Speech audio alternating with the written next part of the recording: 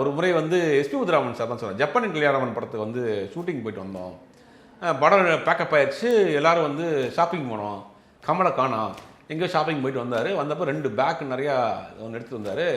என்ன இவ்வளோ வாங்கிட்டு வர்ற, என்ன வீட்டுக்கு வாங்கிட்டு போறியா, இல்லாட்டி ஸ்வீட் வாங்கிட்டு போறியா, சாக்லேட்ஸ் வாங்கிட்டு போறியா, பெர்ஃப்யூம்ஸ் வாங்கிட்டு போறியான்னு கேட்டிருக்காரு போல. இல்லை சார் வாங்கன்னு சொல்லிட்டு வந்துட்டார். வந்த பிறகு ஏர்போர்ட்டில் ஏதோ வந்து அதை ஓப்பன் பண்ணி காட்டுங்கன்னு சொல்லி பார்த்த பிறகு ஃபுல்லாக வந்து சினிமா சம்மந்தப்பட்ட அந்த அதில் வி ஃபைண்டரு, அந்த கேமரா, மீட்ரு, லேட்டஸ்ட் அட்வான்ஸ் என்னென்ன வந்ததெல்லாம் அப்புறம் வாங்கித்தார்.